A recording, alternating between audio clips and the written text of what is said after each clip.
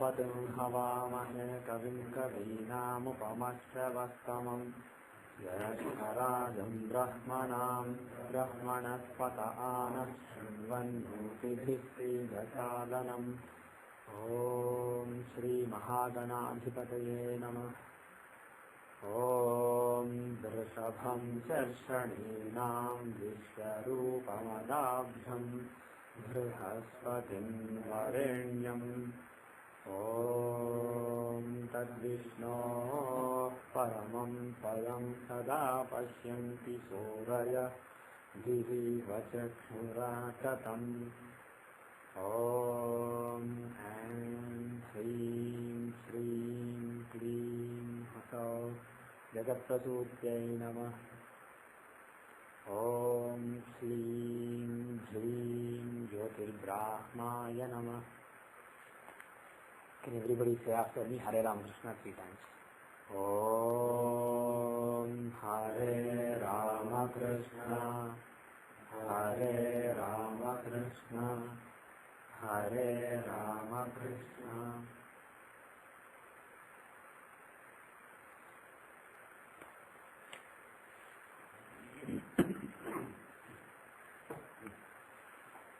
Okay.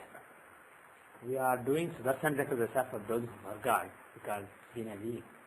And I gave a recap in the last class. I taught two classes back and I gave a recap, so I'm not going to give any more recaps. I hope everybody remembers what is Sudarshan Chakra, how we get it, and so on.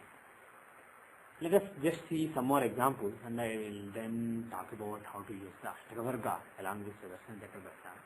So let us take a few examples. Can anybody volunteer with a couple of examples of their own? If you have an event from your life, we'll just see if there is some sense or not. If not, we will say there isn't any sense.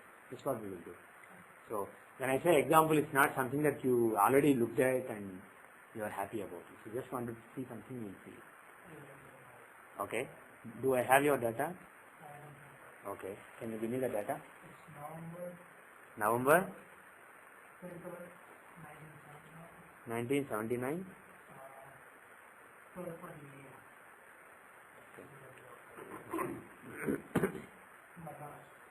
Madras.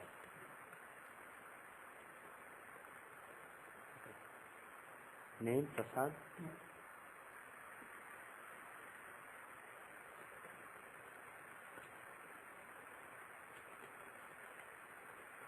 So the data is November 23rd, 1979, 12:40 a.m. Indian Standard Time, Madras, India. That is 80 degrees 17 minutes east, 13 degrees 5 minutes north. Okay, so this is the data. This is the birth data, and Lagna is Simha with Mars, Jupiter, and Rahu. Okay, we will now what event? Which year? Which month? What event? Either way you like. Okay. To your dad? Okay. March 1976. Sorry, 1996.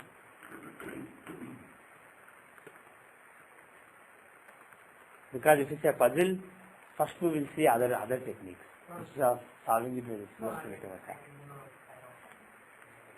Okay, actually, why don't you do it? Because we are not ready to solve any puzzles using Sudarshan Chakra. We can solve puzzles maybe using Tikipravesh like you have done in the past.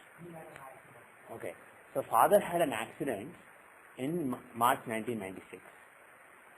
And then we want to see if it makes any sense at all with Sudarshan Chakra. And before we do that, do you want to quickly check if there is any justification of that in the Tikipravesh? Because that is our staple technique. So let us see. Oops. We have to make the Tikipravesh chart, the annual chart for 1995 instead, because he was born in November.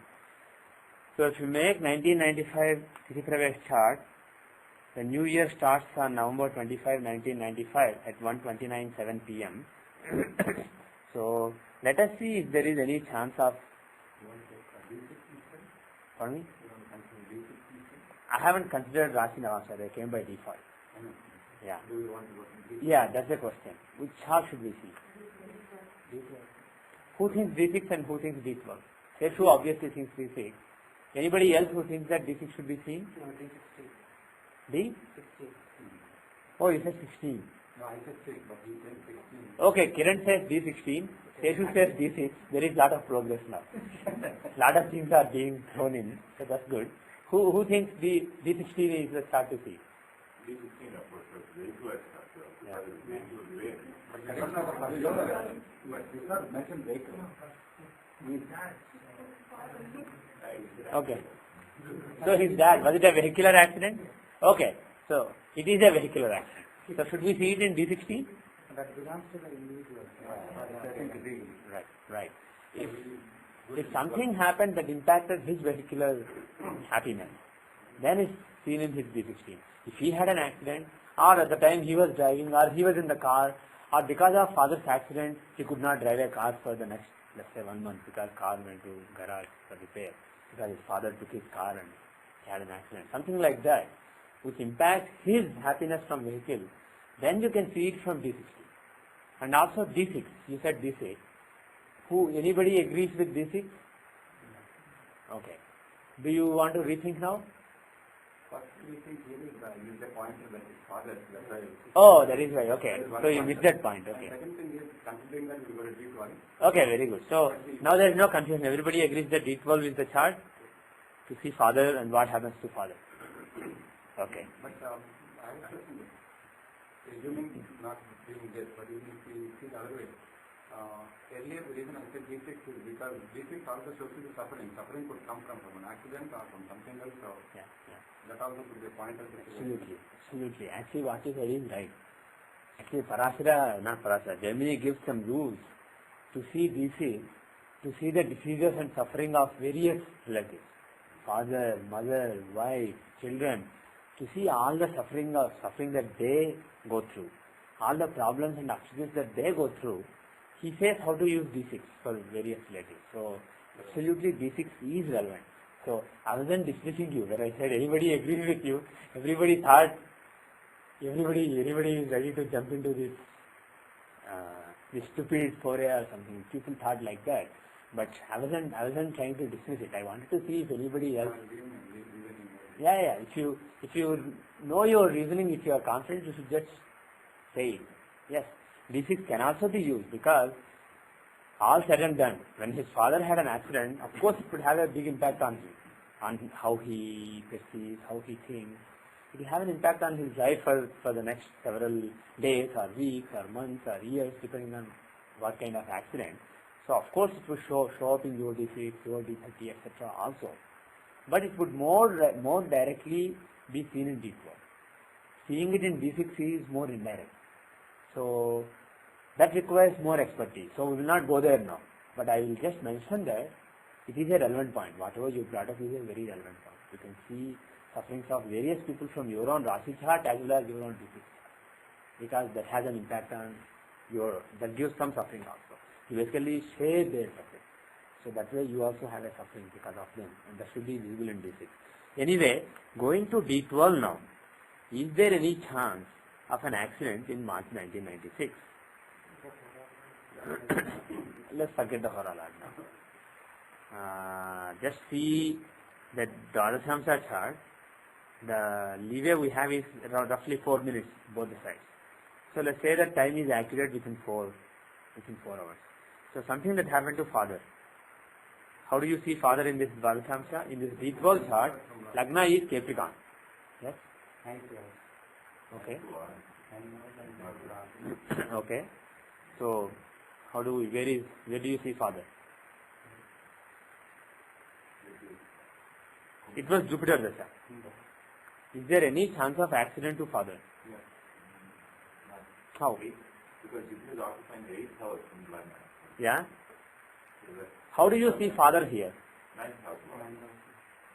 Do you see ninth house or 9th lord or 9th Arudha or 9th lord Arudha? What is the one that shows father? 9th lord. From the point. Also. So what is the importance of all the 4?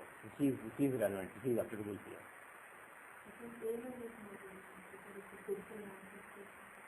Okay. Okay. Any other thoughts? What is ninth house? What is ninth house in Vardhansa? What exactly does it show? Don't tell me his father, because we have all these four. Now we have to distinguish. There are four aspects relating to father. One is shown by ninth house, one is shown by ninth lord, one is shown by A9, one is shown by Graharudha of the ninth lord.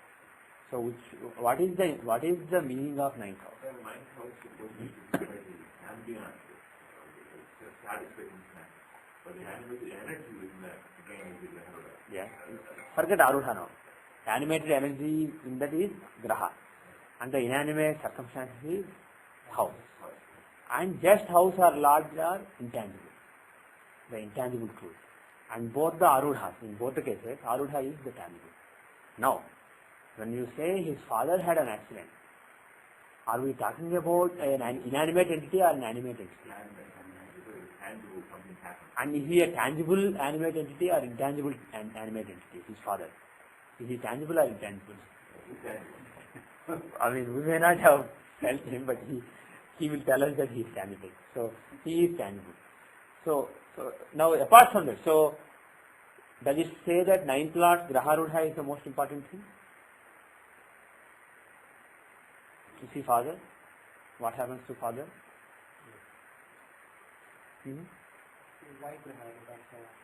Because Graha shows, actually you guys said, I didn't say, you guys said ninth lord shows the animate. Ninth house is inanimate. Houses are always inanimate things. If you say the guidance he received from father, the fathering, the parenting his father did, you are talking about, it's an environment basically, it's an influence on him. Whereas if you say the father thought like this, so because of him he caused this influence on him. The thinking that the father does, all that requires the intelligence of a human being. So there, if you say just the parental influence, the parental environment, the father, the guidance he receives from parents, you are talking about ninth house. If you say what goes into that guidance, what makes that guidance, there is a thinking person who's thinking, who's behaving in a certain way, which is giving him that guidance. So the thinking and logic, all that is ninth lord. So ninth lord is the life force behind ninth house. Ninth house is the guidance he is receiving from father. And Arudha, if you take the Arudhas of both, in both the cases, both ninth house and ninth lord, you see the tangible aspects of those. When you say the fathering he receives, the environment, in the parental environment, the guidance he receives from father, the fathering that his father does. When we say that is the ninth house, we are talking about intangible. If you talk about the tangible aspect of it, people see, oh, he has a nice relationship with his father. His father plays baseball with him every day, not your father, but somebody else. Okay. He does this kind of influence. He has this kind of influence. Or his father is a great pandit. He taught so many mantras to this person so early, so that he got nice guidance as far as Vedic tradition goes. He became a great Vedic scholar because of his father. If you are talking about those things, you are talking about something that's tangible. When people see, oh, his father is teaching him baseball every day, playing baseball, having fun.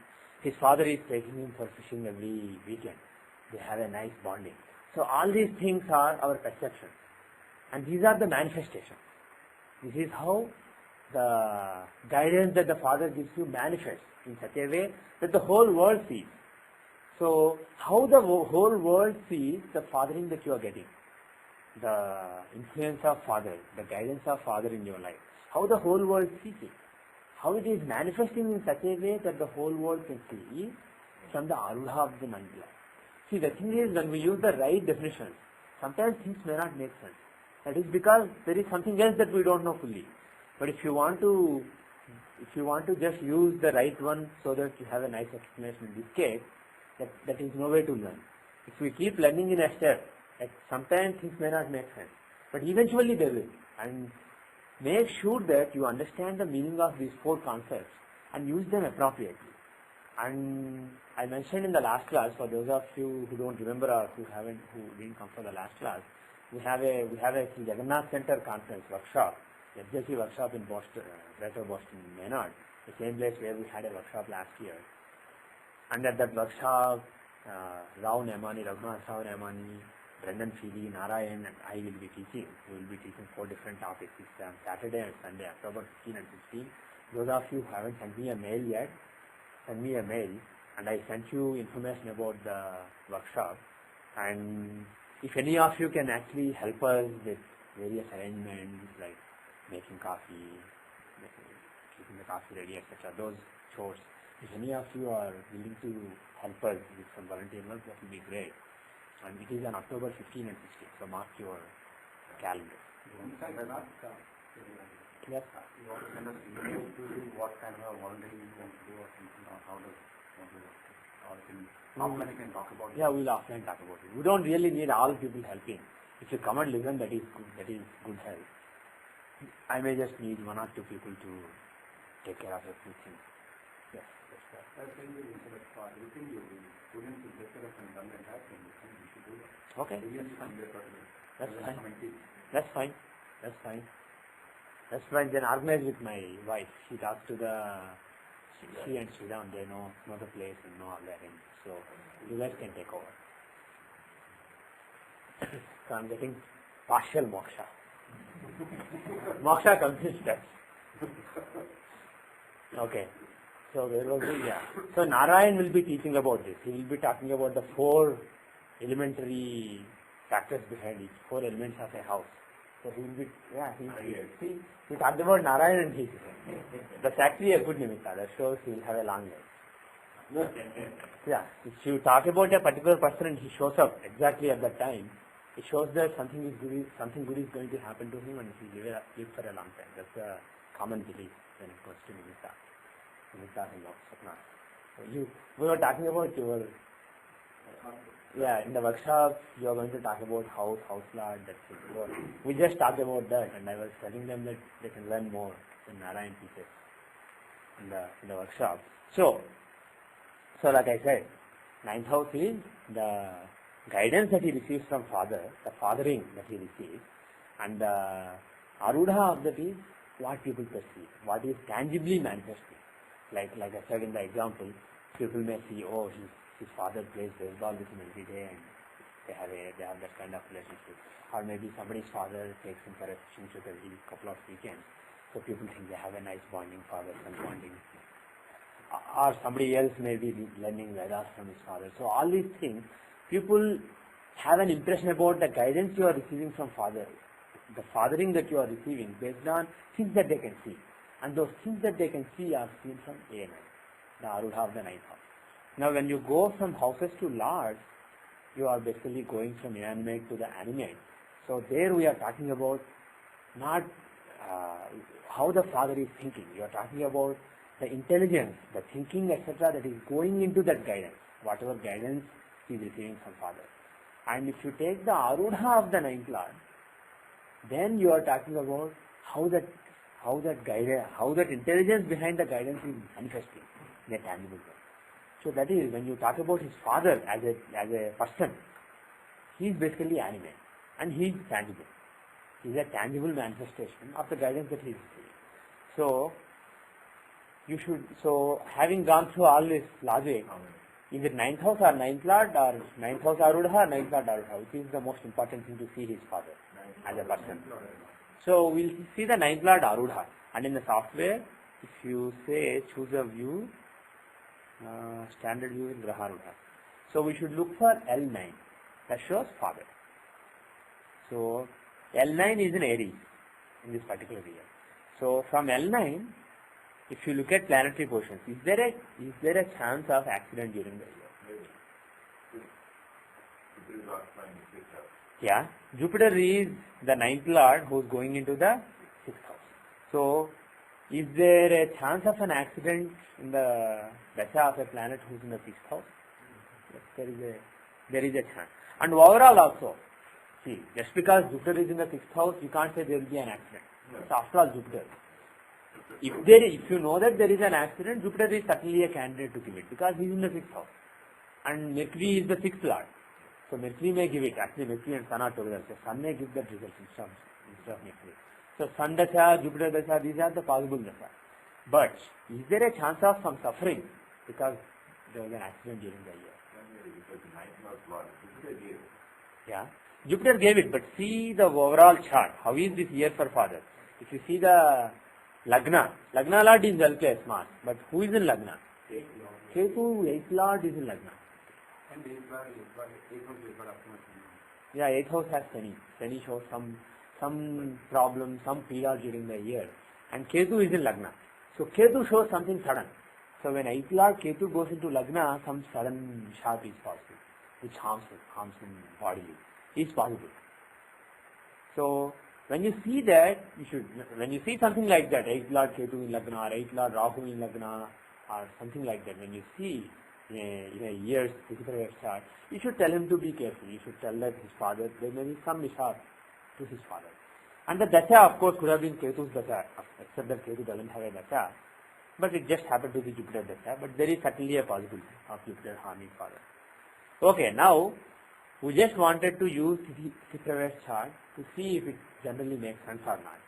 And why don't we use a natal dasha to see if it makes sense also? Is there any special dasha applicable in this chart? Or should we just use Vimshatri dasha? Yes. 7th Lord Rahu, the stronger Lord of the 7th house. Of course, even if the weaker 7th Lord is in Lagna, it will still apply. But here Rahu is the stronger Lord of the 7th house. Your Lagna is in Vargottama? Okay. And you found that more satisfactory? Okay. So he said that Lagna is also in Vargottama. How sure are we? More or less sure. Okay. So his Lagna is in Vargottama and 7th Lord is in Lagna. Which dasha should we use? Longer number of years as well as lower probability. Which has lower probability? What is the probability of Rishabh Samadasha? What? 7th Lord in Lagna. What is the probability of that?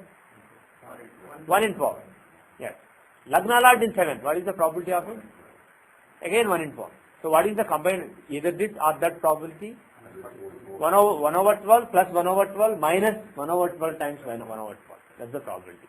So it's basically roughly 1 over 6 minus 1 over 144. So if you ignore 1 over 144, it's basically 1 over 6. That's the probability. On the other hand, Lagna being Vargottama, what is the probability of that? The probability is 1 by 140. 1 over 12. No, 1 over 12 is the first Rashi chart. 1 over 12 in Ravan. Rashi, there can be 12 possibilities. So any Lagna. But given any Lagna, there are 9 Navamsas, not 1 over 12. Given any Lagna, there are 9 Navamsas.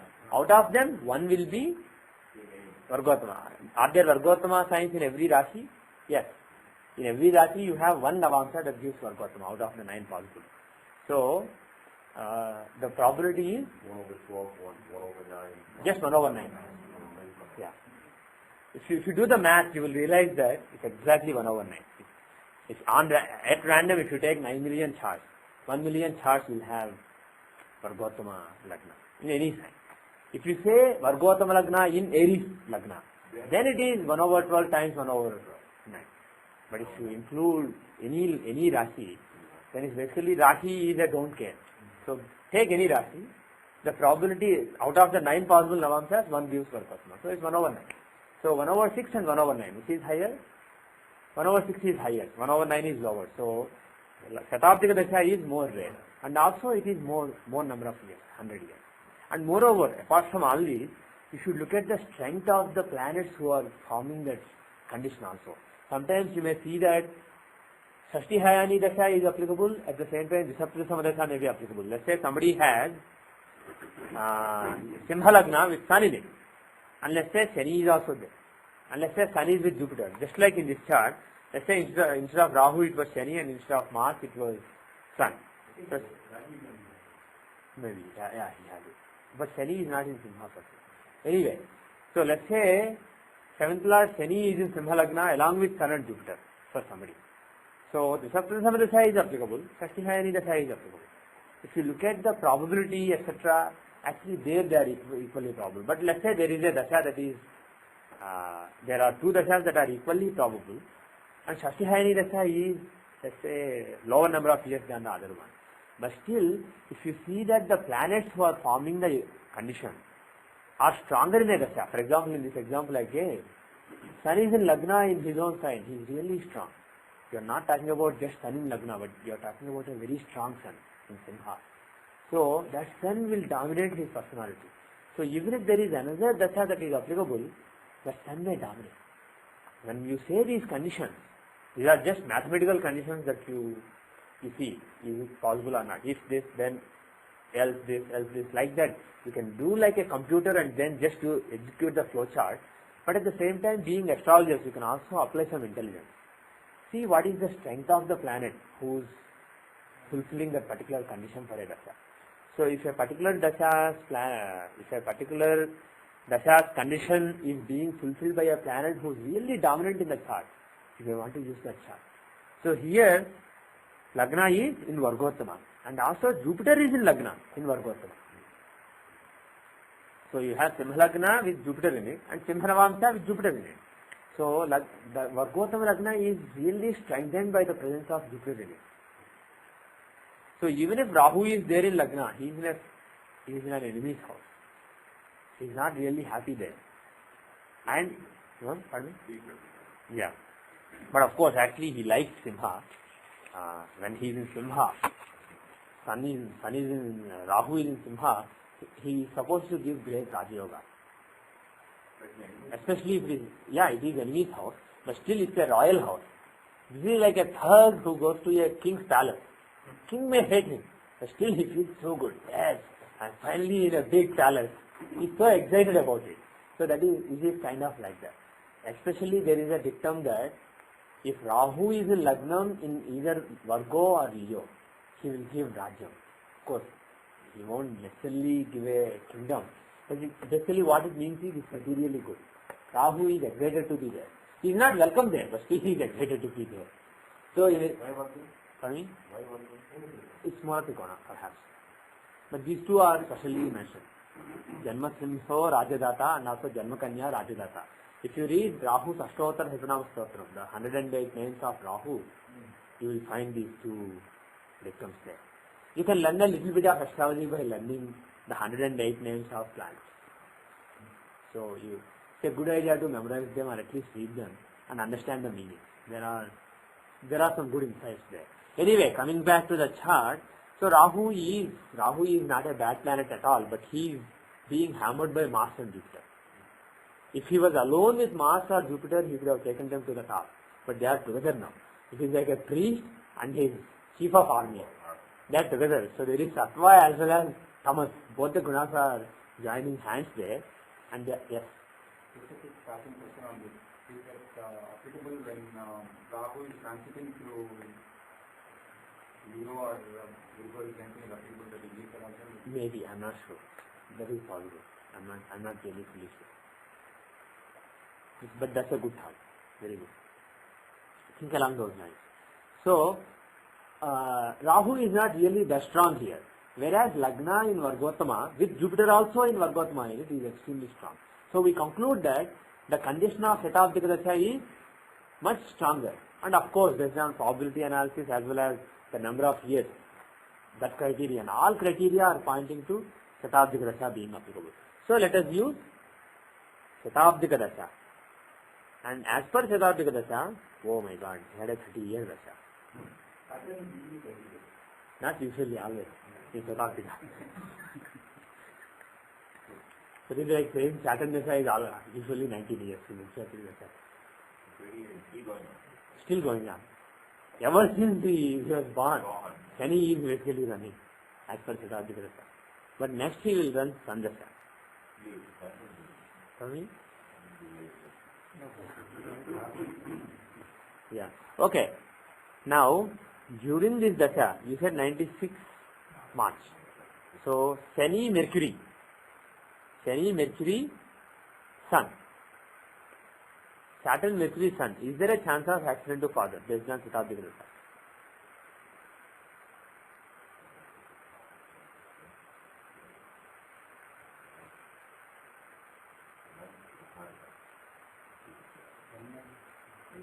Where is L9? L9 is in Cancer And what is the leeway we have? 7 minutes to 3 minutes. So let's say it's actually. So from Cancer, which contains L9 in the natal G12 chart, Saturn, Mercury and Sun Pratyantar Dasha. These are the ones who gave him an accident. Now the thing is, we are talking about a vague Dasha, vague Antardasha, etc. Let's just focus on the Pratyantar Dasha. So, is Sun Pratyantar Dasha capable of giving him accident?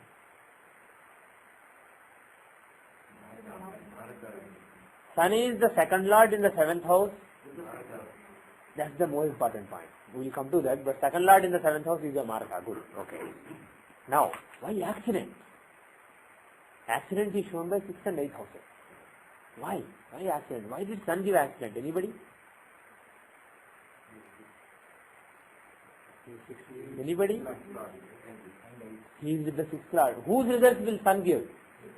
Sun's Pratyantar Dasha will give the results of Jupiter, because Sun and Jupiter are together in Ketukan. They will happily exchange their results. There is no problem there. With some planets, it's a grey area. You have to make a judgment call. Here, there is no call. If Sun and Jupiter are together, they will definitely exchange their results.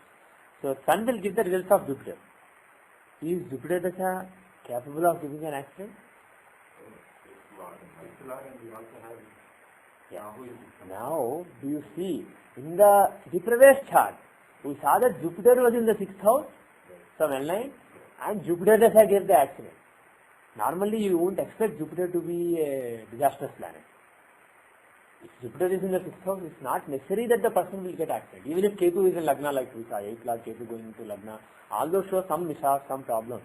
But why Jupiter gave an accident? Usually, if you find something like that happening in an annual chart, you see a similar thing in the natal chart. That is why I wanted to check the natal chart and check the Dasha. So he was running a Pratyantar Dasha where Jupiter would give his result through Sun. And Jupiter was the 6th lord in the natal chart. That is why when in the Tithi chart a similar thing happened, the accident happened. In another year's chart, a planet who is very good, for example Moon is very good for father because he is Lagna lord. So taking L9 as the Lagna. Exalted in 11th house. Father Sthana, but still he is Lagna lord. So if such a planet is in the 6th house in a particular year's Tithi chart, there may be some problems, but it will be much less. In other words, what I am getting at is, when we judge the Tithi chart, the annual chart, they don't exist in vacuum. There is a particular background behind it. It is based on the natal chart. So when planets who are forming such a good or bad yogas in the natal chart form similar good or bad yogas in the annual chart, the results will be more prominent than if a planet who has nothing, who doesn't have a similar role in the natal chart, has a very important role in the annual chart, then the results will be marginal. They will not be really big. So it's a good idea when you are judging the annual chart.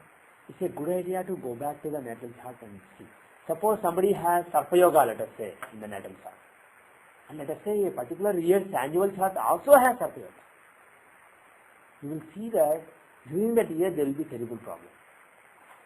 Because there is a problem in the natal chart that's being exacerbated by the annual chart. The results will be really big. For example, you may remember we looked at Kundalal Saigal's natal chart as well as Tithi chart. So just like in the similar to natal chart, in a particular year's chart, Moon and Jupiter were in Lagna in the Tithi chart in a particular year, and one of them, either Moon or Jupiter, happened to be the Hora Lord, the ruler of the year, and there were 6th and 9th lords in Lagna. So that year was such a tremendous year. It became so well known with the result of with the release of Devdas. So like that, when you see an important yoga recurring in the Tithi chart from the natal chart, you can conclude that something will happen. That is why I wanted to check the natal chart. But now we will go back. What did we want to do in the beginning? Look at Sudarshana Chakra Dasha.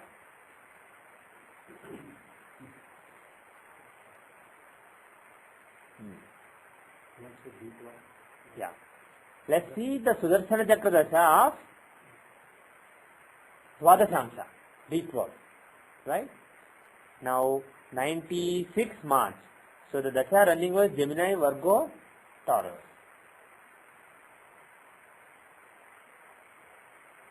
Okay. Now I want ideas about how to pursue, how to see this. Should we use Lagna or Moon or Sun? See, it is Gemini, Virgo, Taurus. Based on Lagna, it is Gemini Dasha. Based on Chandra Chakra, it is Virgo Dasha. Based on Surya Chakra, it is Taurus Dasha. And we want to see something that happened to father. In this case, do you want to consider Gemini itself to figure Lagna because this is something that physically happens But not to him, his father. not to his father, but to the native father, but since it's a physical incident, we want to consider the... By the way, Dvadashansha does show physical things relating to father and mother. Physical things, physical existence of the native is Rati chart. If you want to see something that physically happens to your son, you can see it in D7. D7 is the chart that controls my environment of children, my progeny environment. And if something happens to my son or daughter physically, that impacts my progeny environment. So as far as I am concerned, it's an environmental influence. But for that particular person, it's a physical thing. Okay? So when you want to see what happens to father or mother physically, you can see Dvadashansha. You don't have to go back to the Rasi chart because it's a physical event. All these charts are physical. Because when we say a particular environment, physical things are shown by Rasi chart and environments are shown by divisional charts. What are environments? They are physical for some, they are physical matters for somebody else. Some physical matter of somebody else may form an environment for you. That is quite possible. So, in Dvadashansha, the issue is Gemini or Virgo or Taurus. And once we decide, this shows progress Lagna. At the beginning, in the first year of life, Lagna is in a particular house. Second year, it is progress to the next house. It keeps getting progress. So, this shows the progress Lagna. Gemini or Virgo or Taurus shows the progress Lagna. And we usually take that Lagna and then see how planets are from that Lagna. But when we see father, what should we do? Any thoughts? Lagna clearly showing the actual internal processing of what we give out. Moon on the mind is giving how we perceive the world. So Yeah. the pain that happens to the father is affecting the mind. Yeah. It's And what is sun? Sun is the case with Atma, but I also think you say because sun is natural given part of the father, straight from them. Okay. So what is your thinking? Should we use Virgo or Taurus? What is more appropriate? I think it's Virgo. It's because of mental pain, Okay. I would think. Okay. That is definitely possible. Something happened to his father. Some accident happened. What made that accident happen? Lagna or Moon or Sun? Sun is the Vishwatma, like I said, the whole universe. So when you say what God does to you, or what the whole world does to you, that is Sun. And how you feel about it, how you react to it is Moon. How you perceive it. And how you try to change the whole world around you, that is Lagna. So when you say his father had an accident, it's neither Lagna nor Moon. But Moon is important, like you said. He was disturbed by it. Were you unhappy about it? Were you scared and... Pardon me? Yes, absolutely. So because of that reason, Moon is also important. So we can look at Moon, but the very fact that there was an accident to father, is it more related to Sun or Moon? Okay. So let's first start with Sun. No, not all are important in this philosophy. You don't look for the stronger. So if you take Sun, the progress Lagna from Surya Chakra for this year is in Taurus. Now, how should we reckon father from Taurus now? How should we see father? Do we see father in Taurus or the 9th house only? Father, the very, we always said, Sun is the principle of father. But it is basically, we are using Surya Chakra, but this is progress Lagna. And when you see the 9th house influence, you see, usually when you take Lagna, you take the 9th house as the environment which influences from the fatherly point of view. Yeah. But if you take Surya Chakra, Still, even in Surya Chakra, 9th house. Actually, Parashara specifically says 9th house from Shani's father, 4th house from. This progression is for him. It is not for father. It is for him. It is for the Lagna. It is for the first house. I understand, but I'm saying even then, so you can sometimes say son is like the father, so this is the father. But still, Sun, if you just see the sign where Sun is in the Dvadashamsa, if you want to see father in Dvadashamsa, we have been taking the 9th from Lagna. You can also use Sun, Naisargika Karaka, but then it's not the house containing Sun. That doesn't show father. According to Parashara, father is seen from the 9th house from Sun. It is still the house. The only Karaka where you don't take the house but you just take the Karaka as it too. You take the Karaka himself to show the person is Karakaras and Karaka. But for Naisargika Karaka, you have to take the house from him. Then only you will get the person. So, whether you are using moon or sun or Lagna, bottom line is, this particular sign that we got here, Gemini, Virgo, Taurus, these are the progress Lagna. Either progress Surya Lagna or progress Chandra Lagna or progress Sag Lagna or East Lagna. Whichever Lagna. So, it is the progress Lagna. Now, the father can be seen from 9th house, and we can also say 9th house, 9th lord, Arudhas, etc. But so far we have ignored Arudhas in Sudarshan Chakra. So let us continue that. So let us not, in this particular Dasha, we will just take the 9th house to conclude all things related to 9th house, like 9th Arudha, 9th lord Arudha, 9th lord, etc. So just take the 9th house. Yeah. Because I myself am not sure.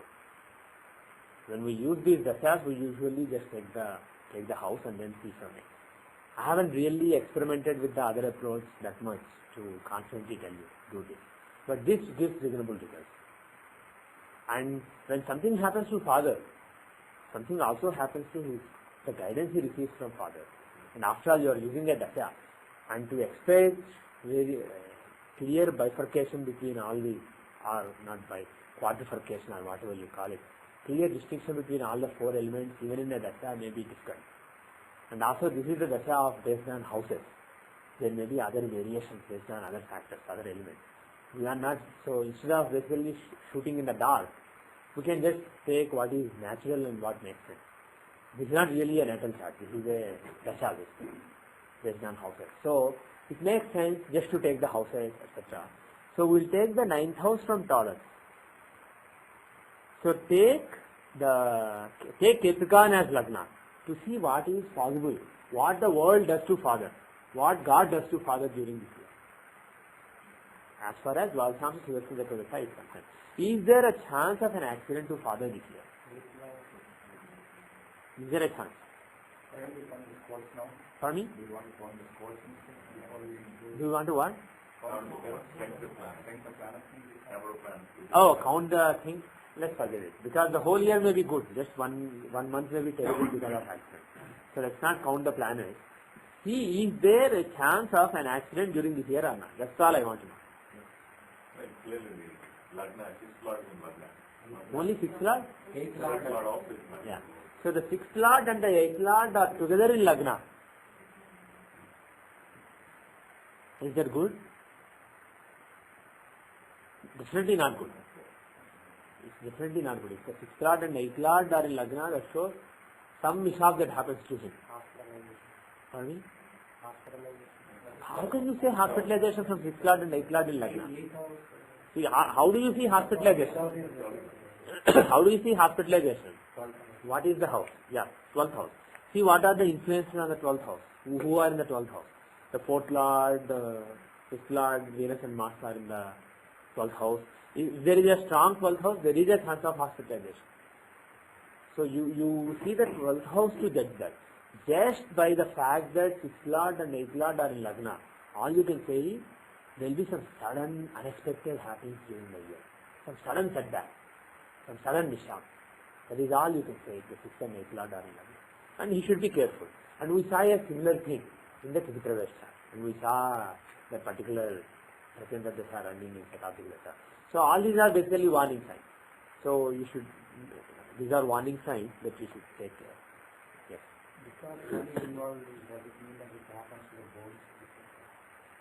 In the regular chart, we had some thing physical. Yeah.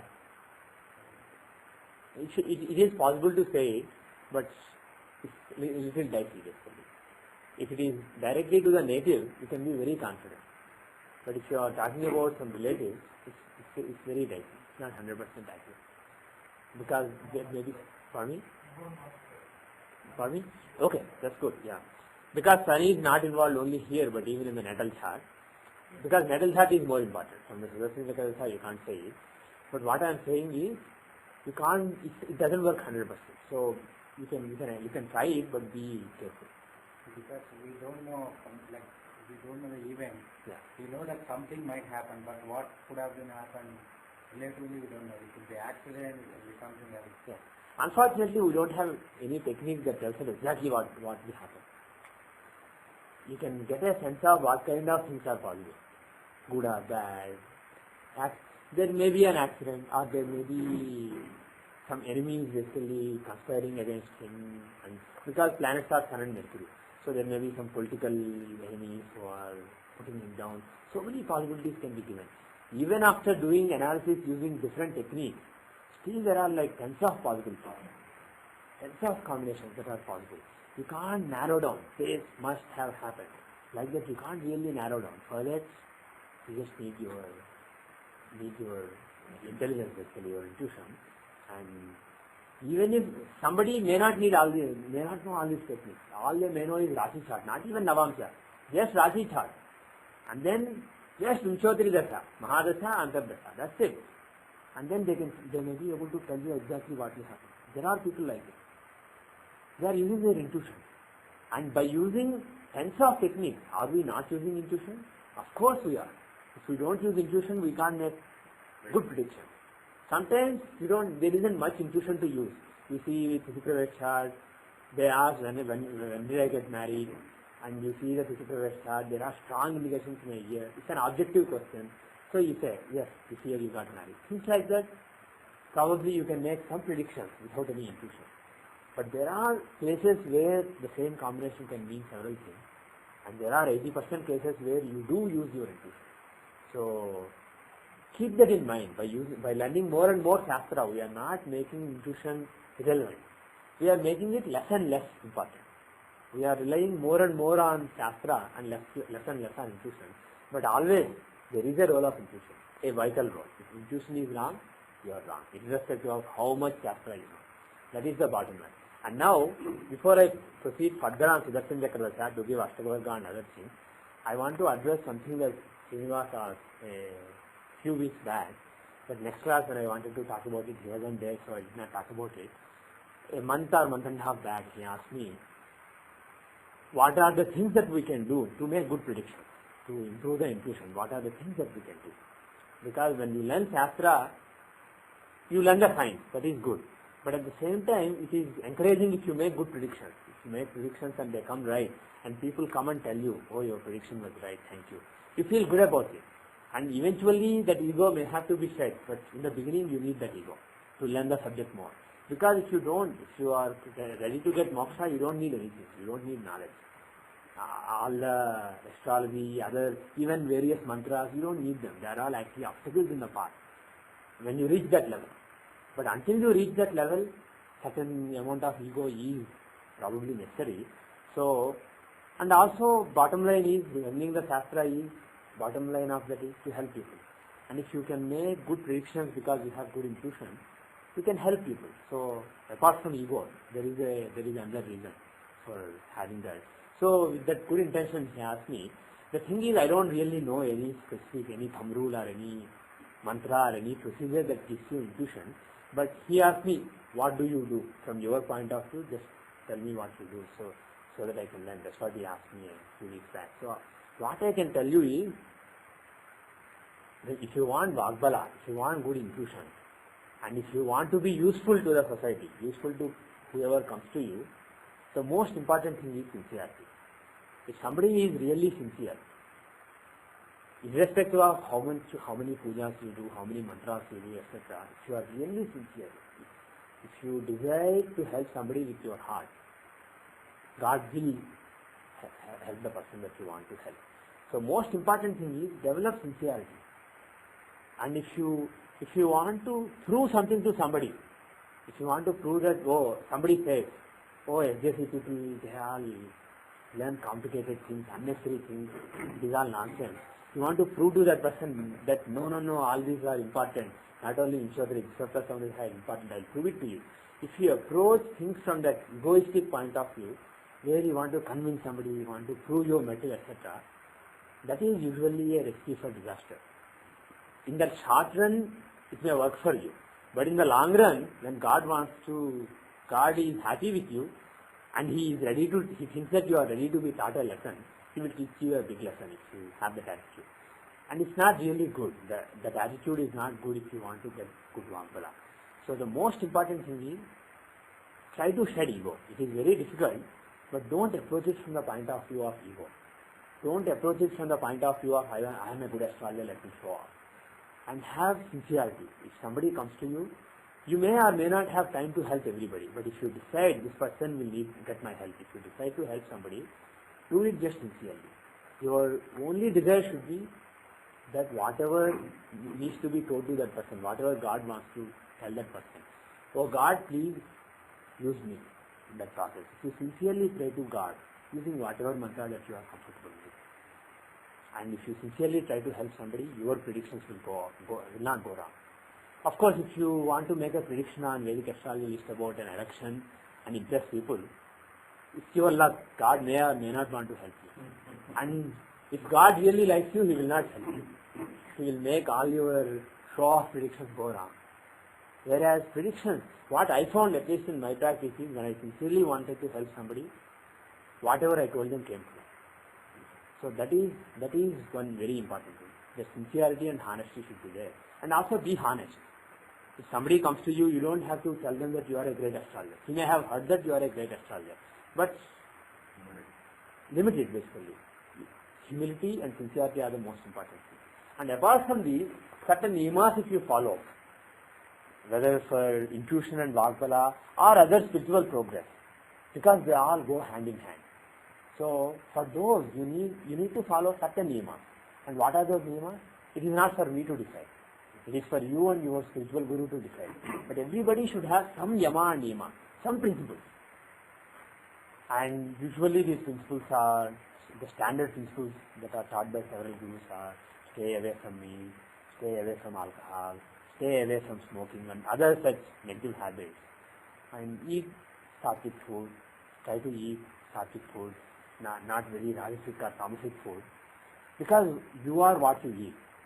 Your intuition comes from your brain. Your brain is formed by what you eat. So, what you eat is very important. If you are eating very, very, very spicy food, there will be definitely certain rajas and tamas in it. If you want sattva to dominate, you should eat sattvic food that is relatively more bland. So, if you eat sattvic food, at least stay away from meat and stay away from alcohol. If you do that, that is one possible niyama.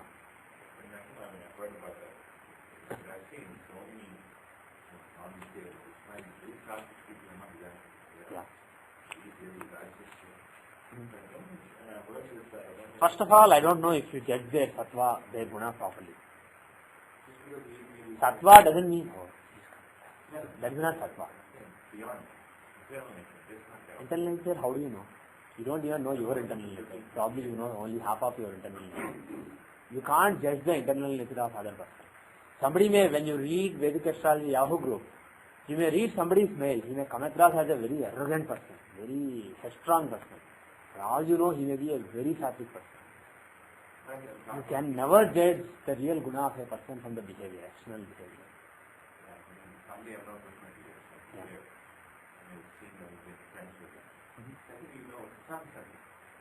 First of all, I doubt it. And second of all, there must be exceptions. There can be exceptions. There may be such strong karma from the past. Because there is certain tattva within you, certain gunas you are formed in a particular way. You are what you eat, but you are also, there is something else in you. Yeah. So, if you really are sure that that person is really sattvic despite eating meat, that is possible. But in general, this will help. You can also take it the other way. person is having meat and still is sattvic, probably if he has sattvic food, you can relatively... He's ready to just jump to the next level. Yeah. But I'm also seeing people who are vegetarian, who are aggressive beyond the... Just vegetarianism doesn't mean sattva. Because if you eat nice vegetarian curries that are so hard, it's again not much different from meat. It's not much different. If you eat all those pickles, it's not much different from meat. I mean, some people will not like it, what I say, but still, that's a fact. I'm not talking about you. Some people, when I compare pickles and meat, some people may not like it. But bottom line is, just because it is vegetarian, not all food is sattvic. If the food is worth your vegetarian. If the food is worth in food in brahmacharya promotion. That is, of course, yeah. There are so many things. Brahmacharya. One thing I want to add here on this is just my thinking and thought in this topic is, if one controls the kama, krodha, lobha, moha, mada, matsarya, to control these elements and good thinking to others, is definitely going to help in this part. Yes. That is the other thing I was going to say. All of us are being always hammered by these 6 enemies. Kama, Krodha, Lobha, Moha and Mada and Matsarya. Do you all know the meanings of these? Kama is desire. I want this, I want that. That is Kama. Krodha, anger. And Moha.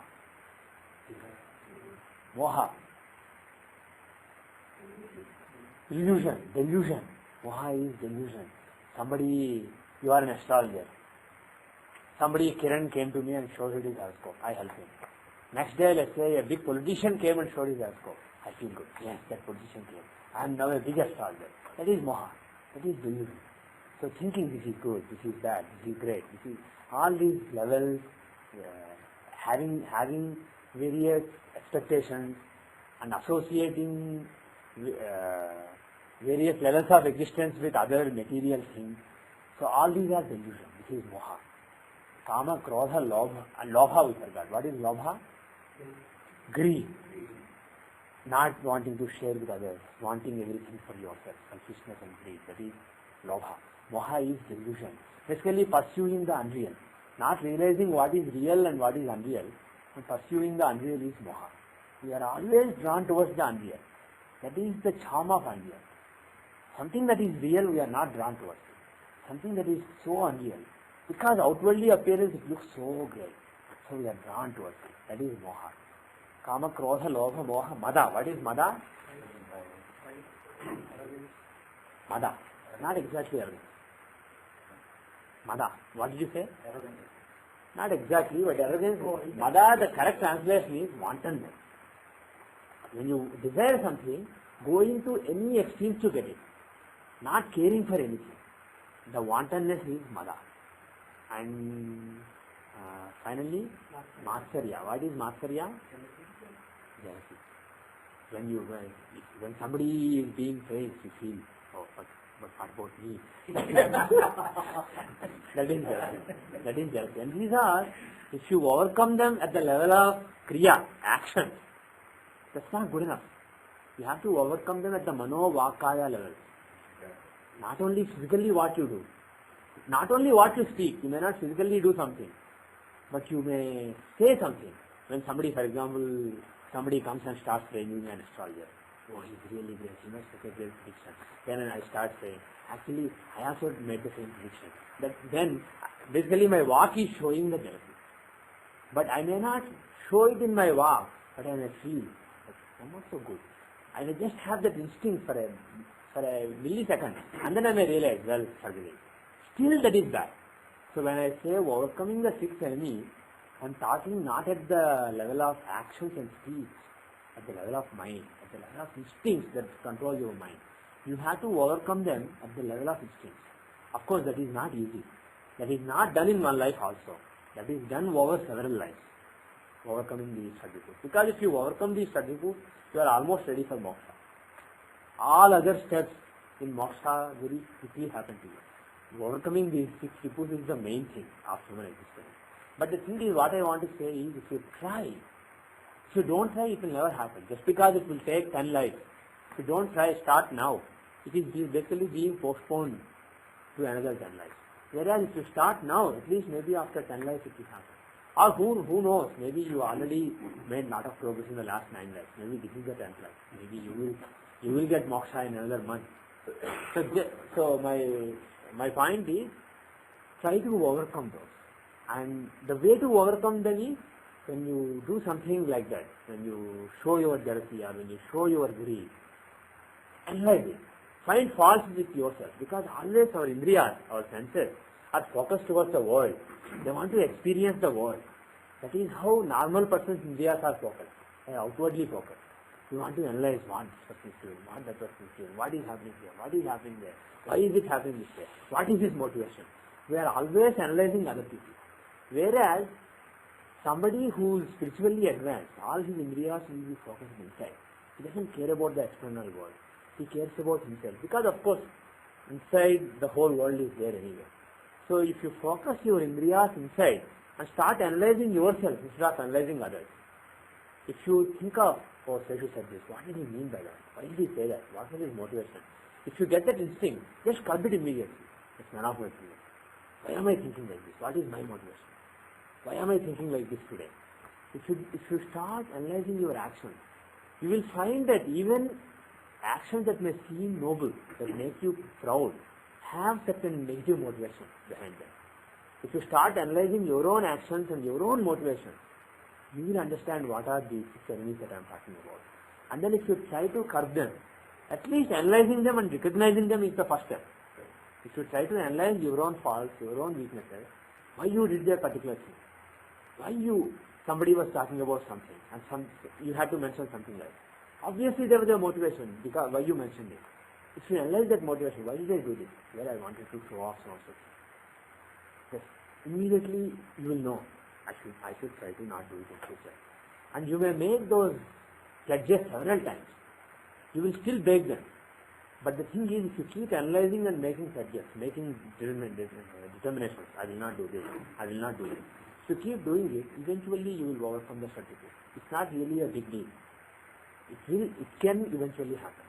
So start doing that, and that will impact your intuition a lot. When you overcome your sadhipus, when satya becomes thera in you, then everything will follow. Vagbala, Vaksiddhi, everything will follow. So the most important thing is be truthful, be sincere, follow certain niyamas, and also when I say overcoming sadhipus, etc., apart from all these things, following some yama and niyama is important. And at the end of the last class, you were asking how to break the granthi. Again, there are so many methods given for breaking the granthi, making the kundalini awaken and making it rise, etc.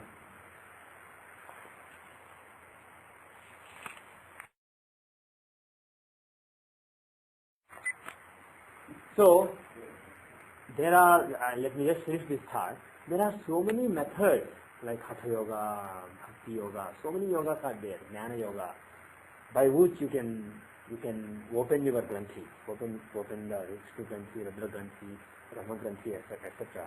But if you follow carefully, behind all those, some methods may seem very simple, but certain yama, niyama are expected, certain principles, certain purity of the existence is expected, purity of your entire existence.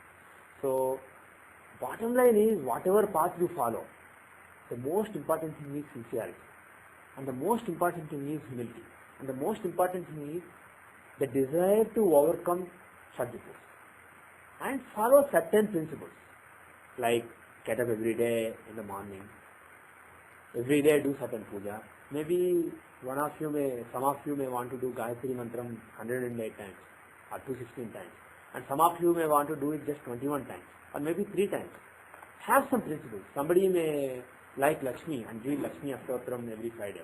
Somebody may like Krishna and he may read, let's say, Krishna Ashtakam every day in the morning. Have some principles. This is what I will do. This procedure I will follow. Why? You don't really know. But just decide some ritual, some procedure. Just instill that discipline in you. And then just keep following the procedure. So that discipline and a particular pattern of doing certain rituals, certain sadhanas, etc. That is basically yama and niyama. Yama and niyama are basically nothing but that.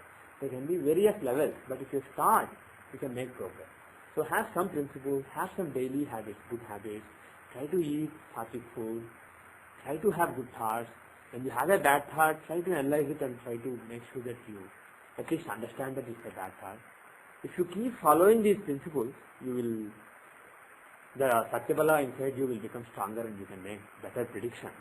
And more importantly, help people who are in need. Okay? And the mantras that I mentioned, Om Shleem, Dhreem, Jyotir Brahmaya Namah. That's a very powerful mantra. If you do that mantra, especially after doing the Gayatri, if you do the Gayatri mantra several times and then do that mantra, it is even more powerful. And when you say the Gayatri mantra, there are various levels. The actual mantra given by Vishwamitra in Rigveda is Tat Savitur Varenyam. People add Om in front of it. Om Tat Savitur Varenyam. And some people add Om Bhur Swah in front of it. So Om Bhur Swah Tat Savitur Varenyam. And there is even bigger version. Om Bhu, Om Bhuva, Om Sava, Om Maha, Om Jana, Om Tapa, Om Satyam. Then Om Tat Savitur Varenyam. So that mantra is giving all the loka instead of just the three loka. The importance of all of these is when you say Bhur Bhuva Swah, you are invoking three worlds. Bhuloka, Bhuvarloka and Swarloka. You are invoking those three lokas, which are the Mooladhara Chakra, Swadhisthana Chakra and Manipura Chakra. And these three lokas, according to scriptures, are material in nature. We are living in Bhuloka, and above there is Bhuvarloka, and the faraway Antariksha is Swarloka. And the remaining four lokas, Mahalloka, Janloka, Tapoloka and Satyaloka, they don't exist materially, they are just spiritual lokas. So even if you explore the entire universe till the end, you will not find them, because this material universe does not contain those lokas.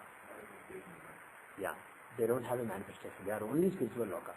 So when you are, for example, if you offer Naivedyam, when you do puja, when you offer Naivedyam, you use the Gayatri mantra. At that time you don't do Om Bhu, Om Bhuva, Om Sava, that whole thing. You just say Om Bhu Bhuva Swa, Tat Savitur Varenyam. That is what you do. Because you are offering a material prasadam to the God. You are dealing with material things. So only the three material lokas are relevant there.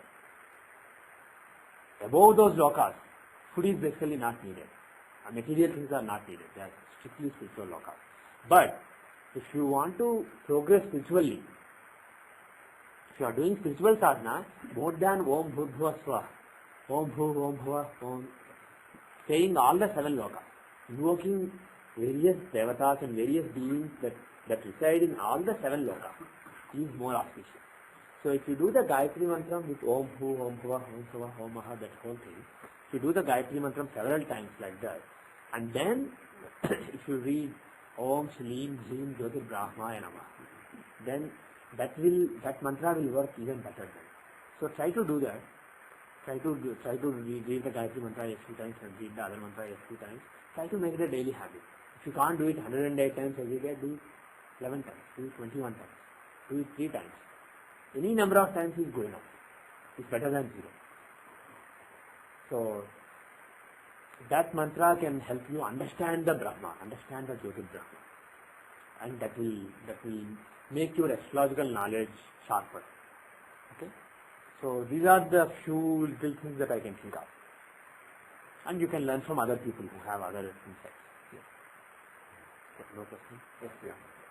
No, the requirement but it goes very low. Is there a microphone here? President, like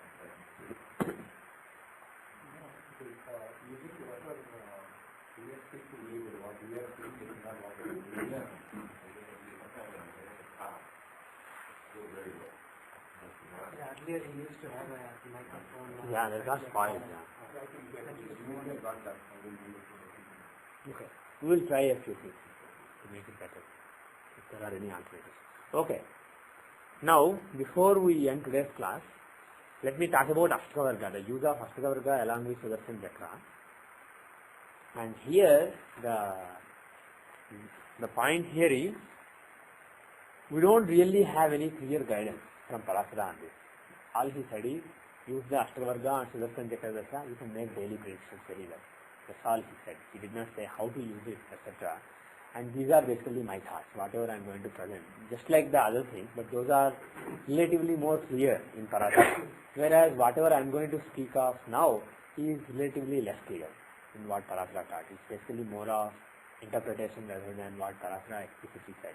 So, what I suggest doing is, when you look at the Ashtaka-varga, you have the Ashtaka-varga. Let's forget the divisional charts now. Let's just do the Rashi chart. And let's take my example, my Rashi chart. All of you know my data by now. So if you take the Rashi chart, if you take the Sudarshana Chakradasha, let's say you want to take 1987, Sudarshana Chakradasha, or let's say Y Rashi, just go to D24. So during that year, I had an economic experiment, so we are going to look at that.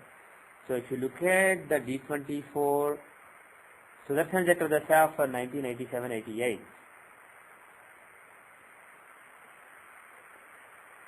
we earlier saw this chart. We saw that we counted how many planets were well placed, etc.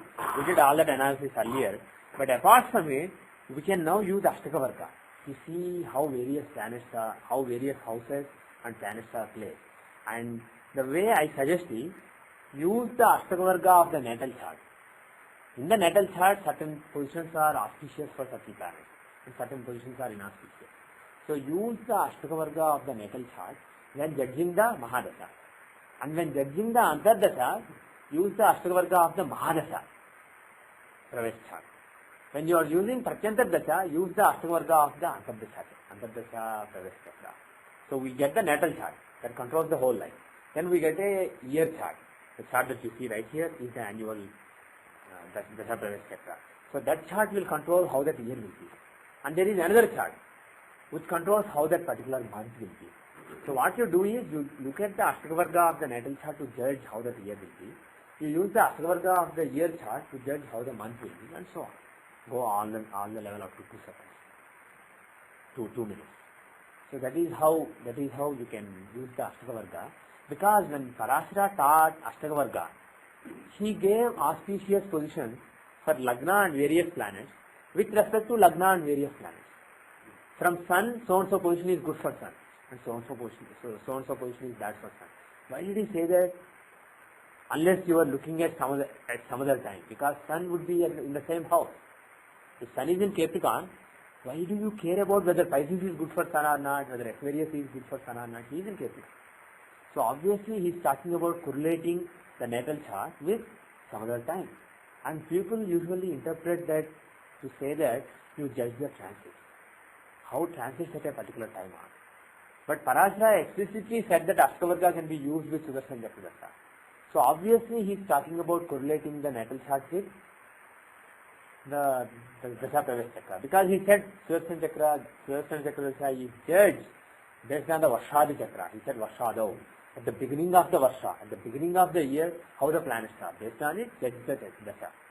So when he said that, and he said Ashtaka-varga should be used, obviously he is talking about using the Ashtaka-varga of the natal chart to see how planets are in that particular year.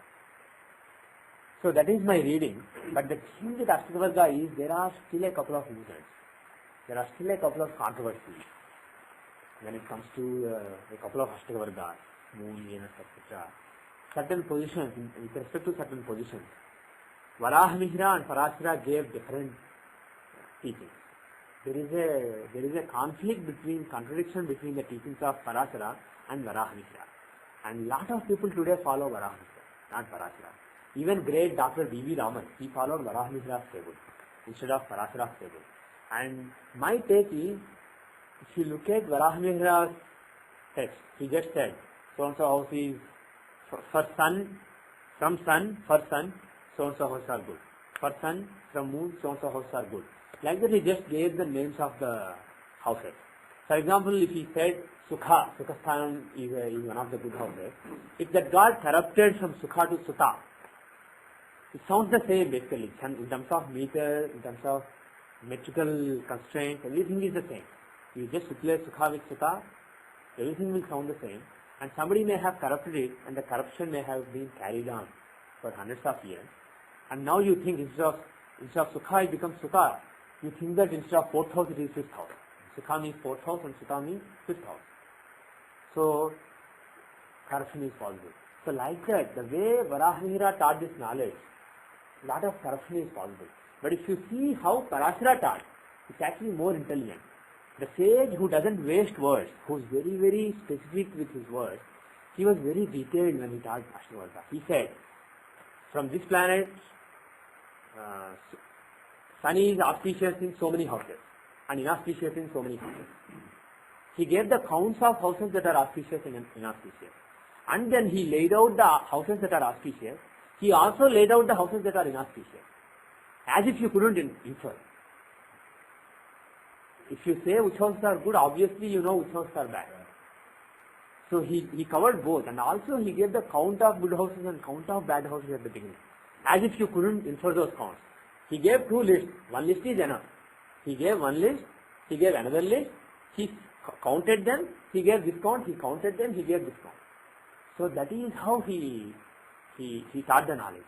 He usually doesn't waste words. If you read carefully, when you can say something in 10 words, when I use 1,000 words to say something, he will use just 2 words. Because the people that he was dealing with were more intelligent. And of course you and I, they are all not really that intelligent, so we have to use thousands of words. So he was very, very, very careful with words. He did not waste them. But when it came to Ashtavarga, he built so much redundancy. Those of you who are in communications, who know something in telecommunications, you know that we have this concept of checksum. When you send some signal, you find the sound checksum and then you send the checksum, so that the receiving end can verify the checksum and make sure that okay, there is no corruption. If checksum is wrong, you can request a resend. So it's kind of like that. He built an error resilient technology into Ashtavarga teaching. He did not do it with any other teaching. All other teachings are not error resilient. But only Ashtavarga, he also at the beginning of Ashtavarga chapter he said, for Kali Yuga, people cannot judge various complicated factors, they can't balance them.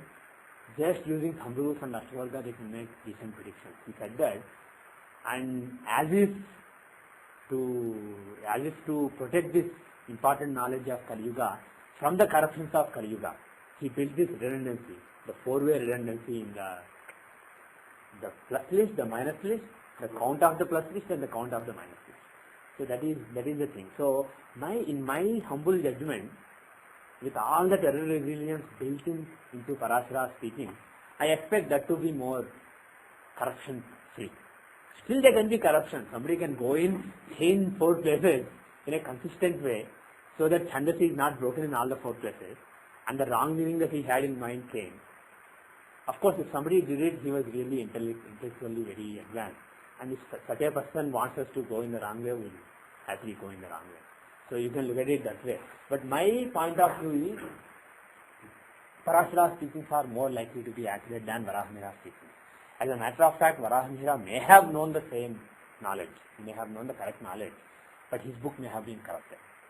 But interestingly, Varahmihira, Kalyanavarma, those 2 scholars who lived around the same, more or less the same time, they both teach the same way. Even Phaladipika, written by Mantreshwara, which came much later, that also teaches the same way. Only Parashara is different. That is why a lot of scholars like Dr. Raman concluded that Varahmihira is there. Because Varahmihira, Mantreshwara, Kalyanavarma, so many taught that way. But it doesn't mean much. If I teach you something wrong, later if Sri Ram writes a book, or later 3 generations later, Seshu's grand-grandson, let's say great-grandson, learns astrology from this lineage, and he writes a book 100 years later. Of course it will have the same wrong knowledge. So the fact that Kalyanavarma, Varahmihira and Mantreshwara taught the same thing doesn't mean anything to me. And the fact that Parashara took so much care to make it error resilient, that means a lot to me. So I use Parashara, but other people use Varahmihira. And by the way, the default in Jagannath Hora is Parashara's method. So you may see some deviation between Ashtavarga given in some books and the Ashtavarga that you get, especially for Moon and Venus Ashtavarga. So keep it. I think I followed Parashara. But at the end of the book, at the end of the chapter, I mentioned that there is a controversy, and I took the same position, that Parashara is as well. That I suggest following Parashara. Okay, so let us see the Ashtakavarga of the natal D24 chart. Okay, let us see how various planets are. Now, how is Jupiter?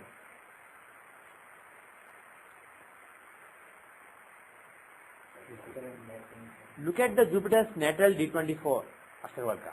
The Ashtakavarga of Jupiter, Bhinna Ashtakavarga of Jupiter in the natal D24. So that is shown here. If you look at that, Jupiter is in Gemini in D24 at the beginning of this year. And how is Gemini? What is the score of Jupiter in Gemini? 6. So it's excellent. So there is excellent strength of Jupiter during the year. Any correlation between the fluency, the planets, and Ashtakavarga at all? Any correlation between? The brilliancy, the illumination. Yeah. Because in the Babylonian astrology, Yeah. all of the strength is measured on brilliance. We have that also, but that's a different strength. That has nothing to do with Ashtakavarga. Yeah. There is another strength, which is exactly what you are talking about, but that is not a well understood strength as far as Vedic astrology is concerned. There are different views, and I'm not really fully confident of that, so I will not use that strength. But this is a different strength. This strength is based on how various planets are placed and how well various planets cooperate with the activities of a particular planet. Okay. So Jupiter has a high score. How is Shani?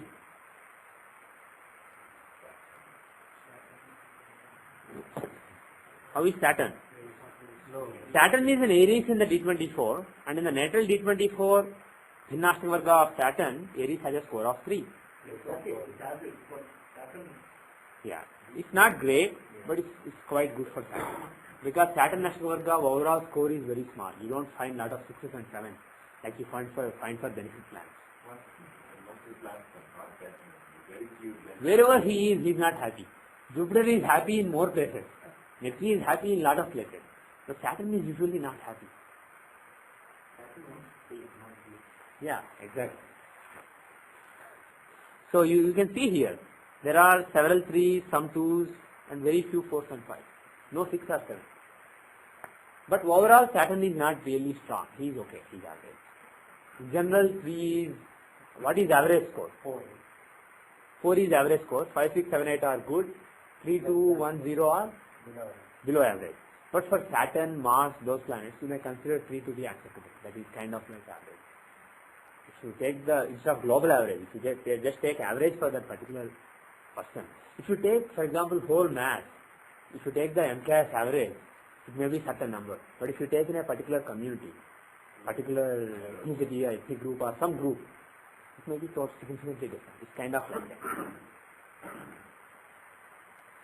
Now, Mercury. Is Mercury an important planet for academic achievements in my D24? Is Mercury an important planet? Who thinks he is an important planet? Who thinks he is not? He is the Lagna Lord. He is in the 5th house. So, he is the one who shows name, fame, etc. Right? And also, if you look at the 5th house from Arudha Lagna, let's go back to the normal Arudha. Yeah. If you look at the 5th house from Arudha Lagna, because that is the perception of pupil, of my ability. So if you look at 5th from Arudha Lagna, that is Gemini, ruled by Mercury. And if you look for A5, that is tangible achievement. So that is again A5 is in Gemini. So Gemini is extremely important. And that Gemini contains Mercury. And is that is he strong? Because if in a year I get some kind of academic achievement, Mercury has to be strong during the year. He is the one who gives. Even if all other planets are weak, his strength can give it. How is Mercury? He is in Pisces in the D24 of the Dasha Pravesh chart, and in his Ashtakavarga, Pisces has a score of 7. That is the strongest. So in general, if I find that at the beginning of a particular year, if Mercury is in Pisces in D24, that is a good year for me. During that year, I will be recognized for my abilities. when it comes to recognition, even getting new knowledge, because he's in the 5th house. He shows accumulating new knowledge. So for all those aspects, Mercury being in Pisces is most auspicious. Even Virgo is good because it has a score of 6. So if you find Mercury in Virgo in a particular year, Dasha Pradesh chart, as per Sudarshan Chakra Dasha of 24, that will be a good year for me. So Mercury and Jupiter are extremely strong. Now we don't know about other planets, let's check. But those two planets being very strong is very auspicious. One is Lagna Lord, one is the 10th Lord of activities in the society. So the strength of those two planets can give a lot of name during that year relating to academics. And let's see other planets now. How is Mars? He has a score of 4, which is kind of above average for Mars. Average to slightly above average. How is Sun? Can you see Sun? Sun is another very strong planet. He has a score of 6. So whatever Sun, Mercury and Jupiter stand for will really flourish during the year. And who else? Shani. Shani we already saw. Venus. Venus is in Cancer, and if you look at Cancer, it has a score of 4. It is just average for you. It's not really great. And Rahu and Ketu, we don't have Ashtavarga. Some people use Lagna Ashtavarga. And as per that, it is a score of 3. So we are done with all planets. Moon has a score of 3, which is basically average for Moon. So the strongest planets who dominate, who are strong during that year are Jupiter, Sun and Mercury. So whatever agenda they have in the natal chart, they have the cooperation, they are well placed during this year to basically further that agenda. So that is the lesson. And Mercury is the Lagna and Lagna Lord in the 6th house showing recognition, etc. And Sun, what does Sun show in the natal chart? It is the 3rd Lord in the 6th house. What does it show? Lot of initiative, 3rd Lord in the 6th house. So use the initiative to overcome the obstacles, do better than the rivals, do well in competition. All those things are shown by Sun. So the Sun is strong. So overall, this is a year for getting good fame, doing well in competitive exams, etc. So that is what you can conclude. Okay. Now, Jupiter is 7th Lord and 10th Lord. So what is his agenda? Give more desires relating to learning. I want to learn this, I want to learn that. So give more desires relating to learning. Give a lot of new relationships, etc. Partnerships, relationships relating to learning. And he's in the 10th house. So lot of work in the society and also being known in the society for your learning. So all that is given by Jupiter. And of course Arudha Lagna is also important. If you look from Arudha Lagna, how is Venus? How is Jupiter? He is in the 2nd house. So what does he do? He feeds the image. 2nd house from Arudha Lagna is the food of the image. So any benefit there will feed the image. He gives food to the image. So that image grows, becomes fat. Basically 2nd house from Arudha Lagna is fattening of the image. So during that year, your image as far as learning is fattened. That's what Jupiter does. And such a Jupiter, and also Mercury, he is the 5th Lord in the 9th house, protecting the image and also making people think of some achievement, of a person, because it's also from Arudha Lagna. Achieved achievement. So all those factors are basically strengthened. So this year is a good year for achievements in the academic life. So that is what you can conclude. Pardon me? I have a question about aspect work. Yes? The way we count or take points was we take that one and see the other planets that are placed Yeah. and see whether it's favorable or not. That's my question. So why are we saying now if this planet itself is in that house, it's just because what is it getting from? I mean, the other planets are well placed from that house point of view. Yeah. So 1 minute. The bottom line is, let's say Jupiter has a score of 6 in Gemini. What is the meaning of it? Or Are 6 planets benefit from Jupiter in that house? Or is Jupiter benefit in that house from 6 planets? What is the meaning of it? What is the meaning of that? The meaning of that is, if Jupiter's Ashtaka has a score of 6 in Gemini, the meaning is Jupiter is benefit in Gemini with respect to 6 out of 8 differences. Jupiter's Ashtaka will show how auspicious Jupiter is in various signs with respect to all the 8 differences. So, if Mercury has, all the other 8 differences, because all the other 8 are not planets, Lagna is not a planet. I'm just being a smart guy. So, with respect to the 8 differences, how many differences is strong in that particular house? That is what it means. So, do you get the gist of how to use this? So, if you do this, now whether you are using Lagna or Chandra or Surya etc. is irrelevant. When you do this, all you are doing is you are taking the Ashtavarga, you are seeing how strong various planets and various houses are. So using this statement, you don't have to count the relationships of planets. This will tell you which planets are well placed during that year to push their agenda. That's all you see. And then you can combine that with what are the yogas in this chart, how many planets are well placed from the manas, from the atma and from the body. Yeah, this is basically a Gochara basically frozen at a particular point of time and then revealed for the next 1 year. And frozen for at a particular point of time and revealed during the next year. That's what this is.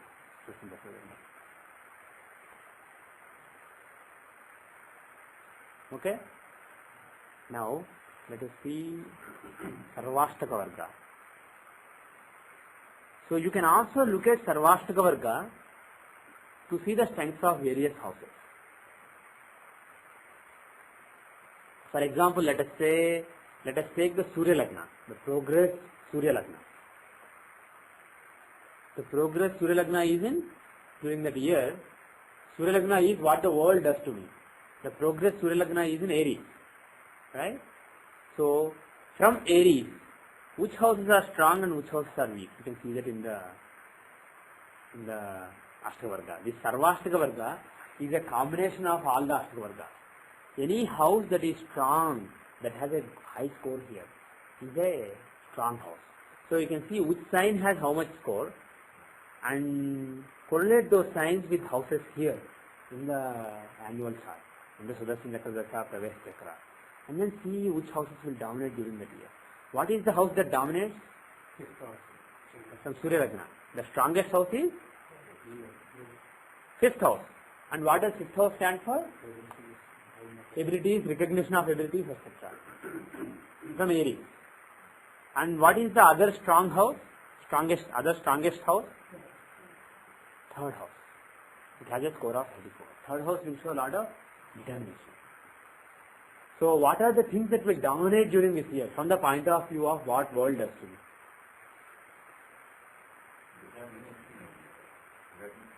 Lot of determination and lot of recognition. And also giving. Also a lot of giving. Why? 12th house. 12th house has a score of 33. That is the second. That is the third strongest house. And what does 12th house show? Giving. So world basically will make me give a lot. World will make me compromise a lot in learning and also give a lot. So these are what you can expect for the year. As far as learning, the opportunities relating to learning created by the world for me, for my learning environment during the year are concerned. So you can use that also to see what houses will dominate. If something Giving what context in the learning? 12th house is not necessarily teaching. I didn't teach anything. Actually I did teach, but only to fellow students. 12th house, what does 12th house show? It shows some kind of giving. And when you say 12th house in D24, D24 is the chart of learning, knowledge. 12th house is the house of loss, giving, etc. What do you mean by loss of knowledge? I mean, there is no loss of knowledge. It's not like I had some knowledge. Oh, I forgot it at Narayan's house. I don't have it now. It doesn't happen to knowledge. So with knowledge, unlike money, 12th house is not necessarily just losing. is the house of letting go, give, and also compromise. 12th house is the house of compromise. I may want to learn particular thing, but I may get an opportunity to learn a slightly different thing. I may decide, okay, this is what I will learn during this year. Maybe I want computer science, but I got electronics. So I will decide, okay, I'll learn electronics. That is also good. I basically want to go to IIT, so I will learn this. So that is compromise. So 12th house can show compromises that you make. You give up certain things relating to learning. It can also show whatever I am telling you now. Whatever little I know, I am letting it go. I am teaching you, and I also am teaching so many other people are getting the knowledge from me. So teaching the knowledge is also seen from the 12th house. So 12th house is those two aspects of learning. What did you do that is based on I didn't, well, I did, I was, for some reason, I was well known right from the beginning for teaching my fellow students. So whatever I would learn, of course others wouldn't be interested on normal days, only before exams.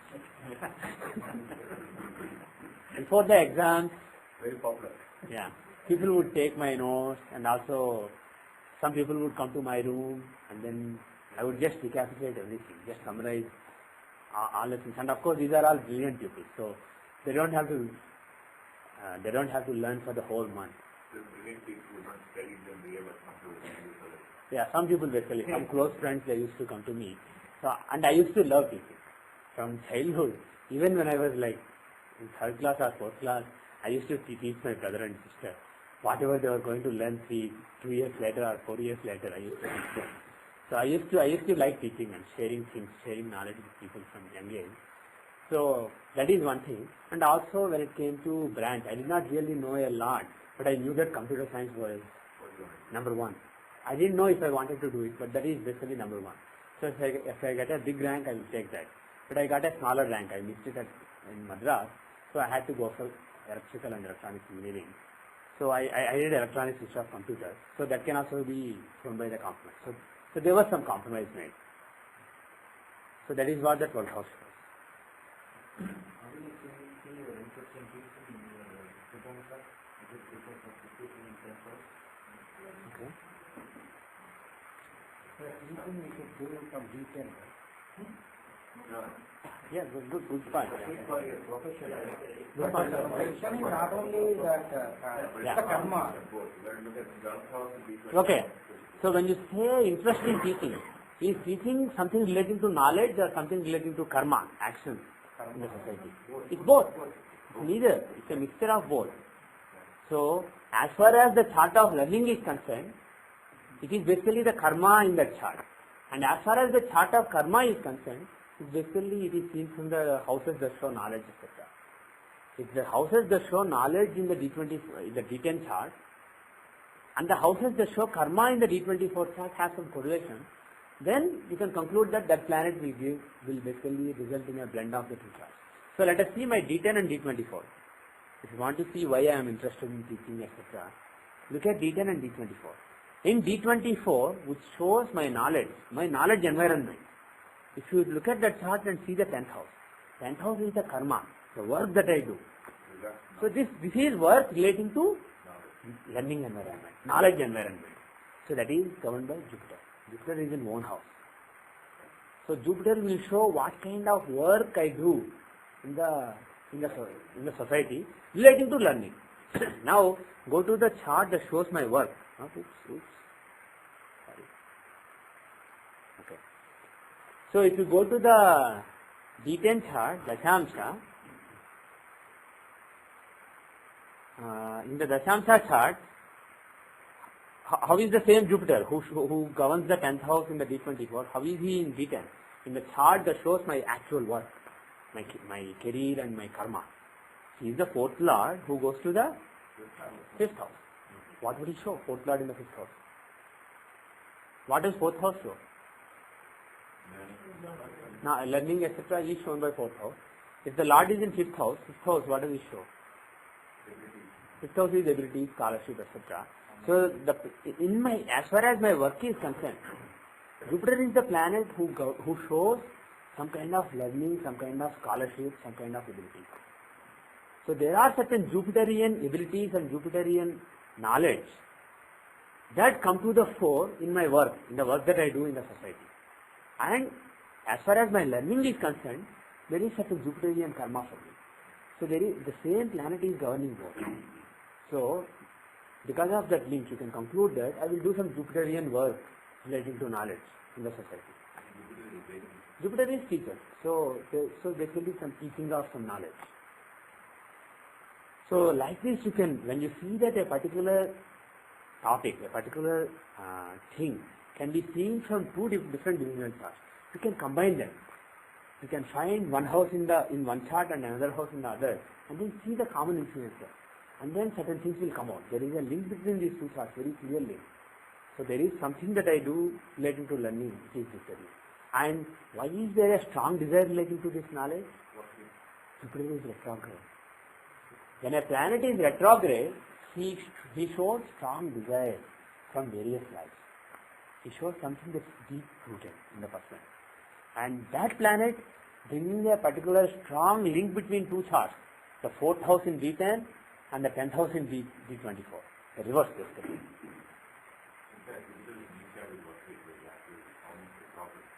Yeah, that is a separate factor, but we don't care about that. Irrespective of it, if Jupiter was 4th Lord in 5th, this could be the 4th house. If Jupiter was the 4th Lord in 5th in D10 and he is the 10th Lord in 10th in D24, still he would give the same result.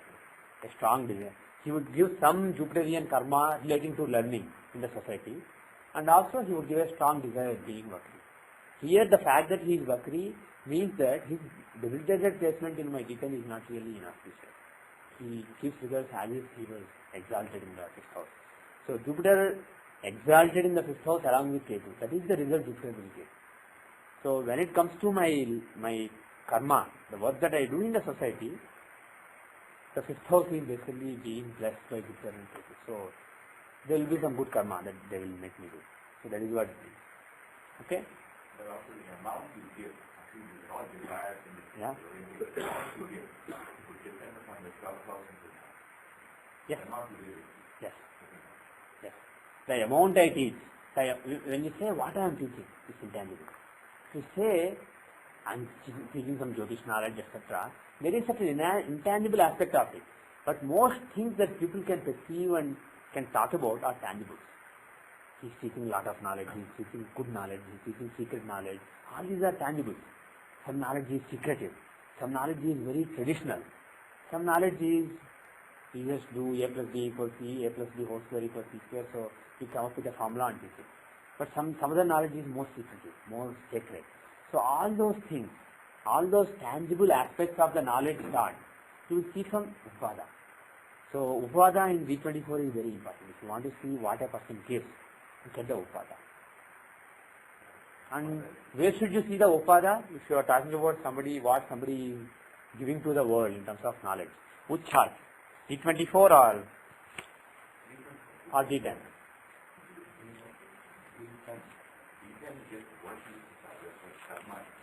Yeah. If somebody is giving some knowledge, if I am teaching knowledge, is it my work or is it the work that I am doing in society? Is it my work environment related or is it my educational environment related? It's both. It's a mixture of both. We should realize that we have been seeing things in black and white. Career, oh, D10. This, oh, this, oh, this. Like that we've been doing things in a very rigid way. But in reality, each thing is a mixture of so many things. For example, if you want to look at a politician's career, is D10 the right chart? For example, take Naveen Patnaik. He became a politician. He is the son of, anybody knows? Where is the Prime Chief Minister? Biju Patnaik. Yeah, I wasn't sure, is it Biju Patnaik or Bijay Patnaik? There are two. I wanted somebody else to say it and then I feel comfortable. That's why I asked you. Sometimes when I ask you, I know and I ask. But this time I didn't know, so I asked. So, Biju Patnaik was a very famous politician in Orissa. And his son Naveen Patnaik became a politician. So his political career, what is the right chart? D10 or D12 or both? Definitely it's both. If you see his D10 and D12, you will find some link. He got that career from father. It's like inherited from father. So definitely D12 will have link. So like this, if you understand what environment a particular thing belongs to, you will also understand what environment a particular thing belongs to. There will be several environments that impact things in real life. So you should be mixing various divisional parts. If somebody is doing business along with his father, brother, let's say, somebody and his brother have a business, then there will be strong links between D3 and D10. Otherwise, he won't be doing that business along with his brother. Somebody may have a business along with his wife.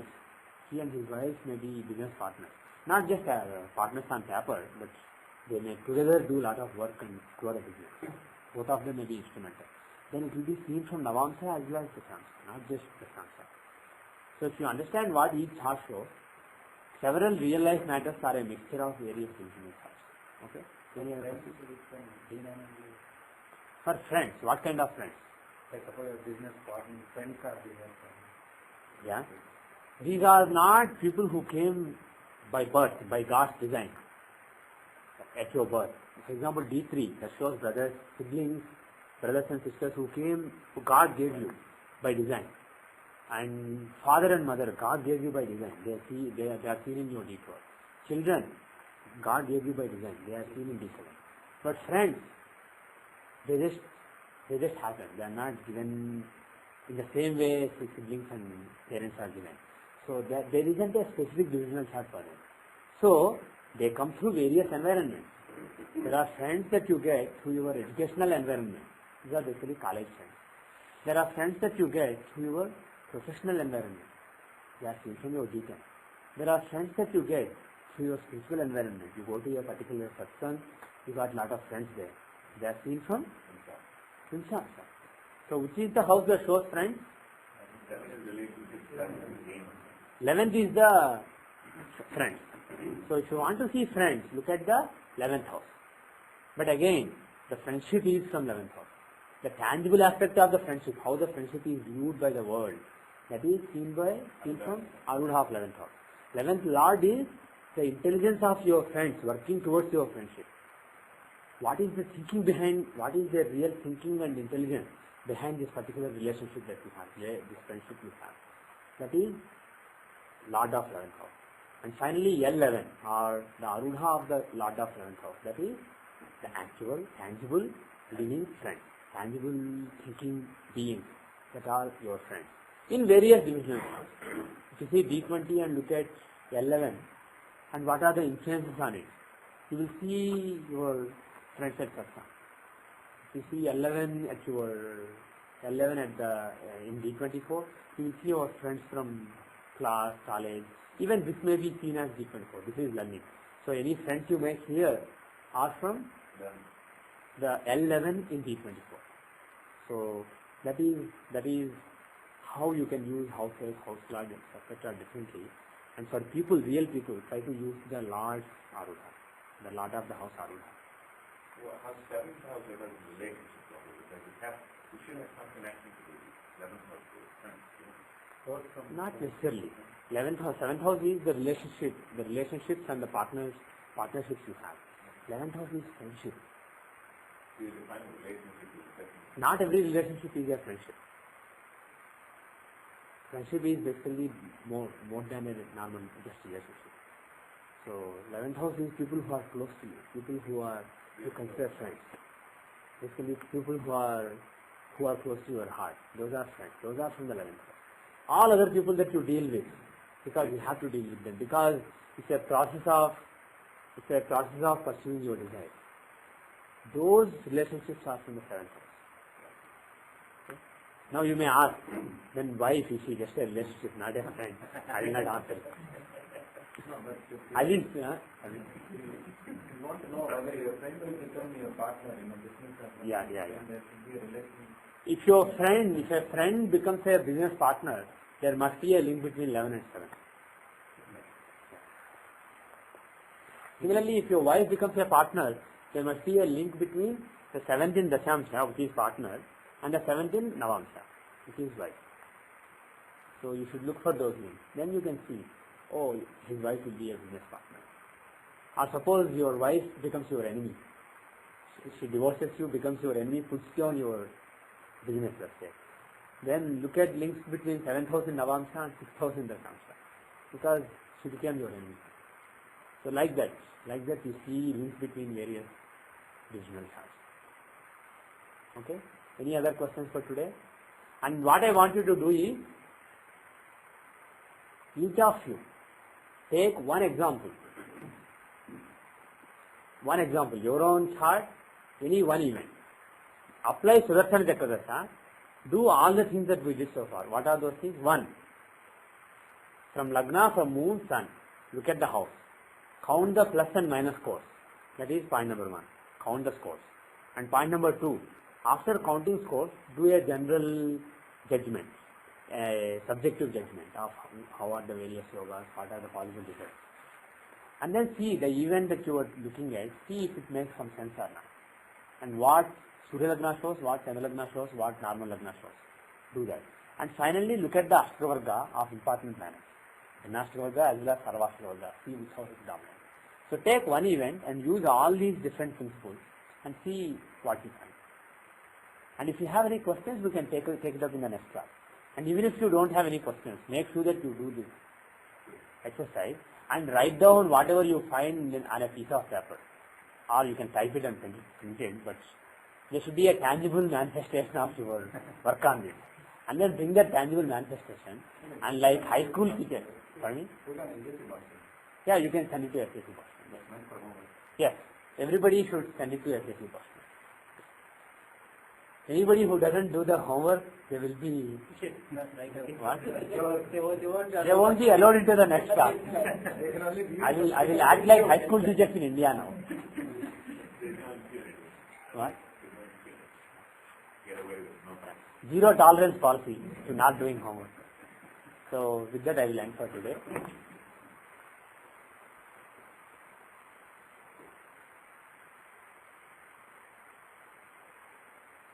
Om Shanti Shanti Shanti.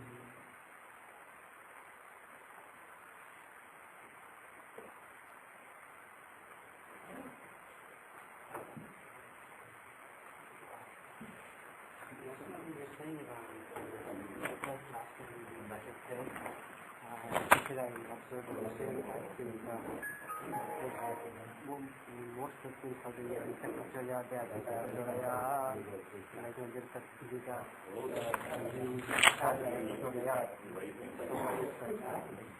they put 2 lines on it. Yes. You put 2 lines, you are supposed to say one line you are supposed to say yaad. Yeah. One only is you put 2 lines, the right. Not so,